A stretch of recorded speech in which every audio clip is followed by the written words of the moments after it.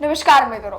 Nirlipt રાયની radar Surendranagar સુધી પહોંચી ગઈ છે અને સાથે જ ભૂમાફિયાઓને ભાંગી નાખ્યા છે. પહેલું જ ઓપરેશન છે, એમાં કરોડોનો મુદ્દામાલ જપ્ત કરી લેવામાં આવ્યો છે.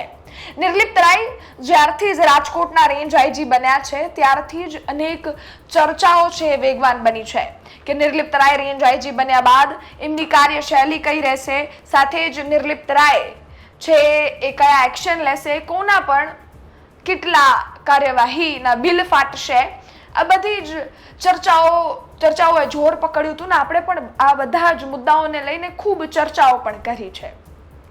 અમે અનેક વાર કહ્યું હતું કે નિર્લિપ્ત રાય છે એના પહેલા 3 ગામમાંથી એક નામનું ગામ છે એ ખાન ખનીજ હશે, કારણ કે એટલા માફિયાઓ વધ્યા છે કે જેની કોઈ સીમા નથી.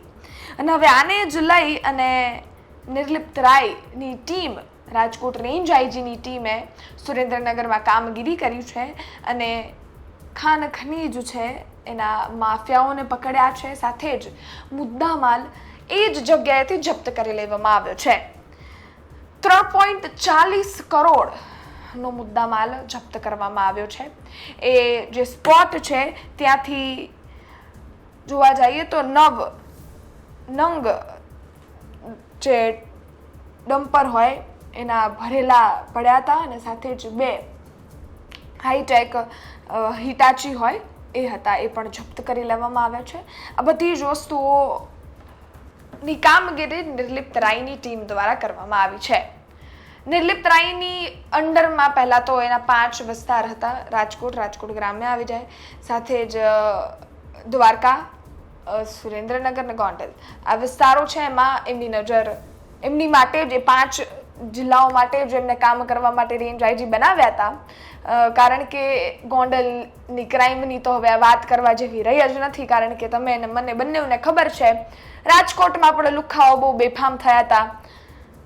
દ્વારકા અને સુરેન્દ્રનગરમાં ખાન ખનીજ વધી ગયું હતું, એટલે જેની કાર્યશૈલી આ 5 જિલ્લાઓમાં વપરાવાની હતી એ અત્યારે ધીરે ધીરે હવે એક બાદ એક પન્નાઓ પલટી રહ્યા છે નિર્લિપ્ત રાય, અને જે પણ પન્ના પર આમ ટીક મારે ને એની વારી પડી જાય છે.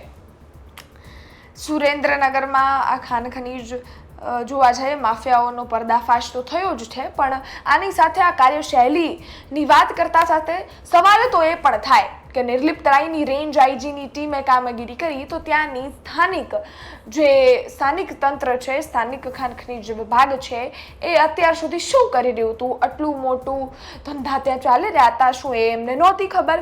એ કયા નિંદરમાં ઊંઘી રહ્યા હતા કે આટલા બધા કામ ત્યાં ઘટનાઓ થઈ રહી હતી એ એમના નજર પર જ ન આવી, કે કદાચ ખબર હતી અને વસ્તુઓ થઈ નથી? હવે આપણને તમને મને નથી ખબર, પરંતુ સવાલ તો એમની ઉપર સીધો જ થાય કે જો નિર્લિપ્ત રાયની ટીમને આની ઇન્ફોર્મેશન મળે ને એ લોકો કામગીરી કરે અને 3.40 કરોડનો મુદ્દામાલ ઝડપે તો અત્યાર સુધી સુરેન્દ્રનગરનું સ્થાનિક તંત્ર શું કરી રહ્યું હતું? સુરેન્દ્રનગરનું સ્થાનિક તંત્ર કેમ સૂઈ રહ્યું હતું, ઊંઘી કેમ રહ્યું હતું? એ સૌથી મોટો સવાલ આ કામગીરીમાં ઊભો થાય છે.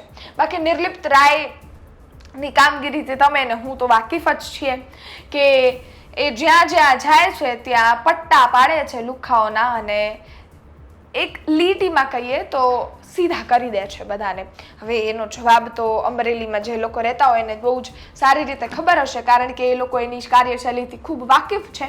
પરંતુ ખેર, રાજકોટમાં પણ ઘણા મહિનાઓથી કામ કરી રહ્યા છે ને ત્યાં પણ ચમત્કારો તો બતાવ્યા છે. હવે એ જ ચમત્કાર સુરેન્દ્રનગરમાં પણ બતાવ્યો છે, ચમક્યો છે અને ભૂમાફિયાને ભાંગી નાખ્યા છે. હવે આ ઘટના અંગે આપના અભિપ્રાય શું છે? કોમેન્ટ ચોક્કસથી કરજો. ફરી મળીશું નવી માહિતી સાથે. ત્યાં સુધી રજા આપો. ધન્યવાદ.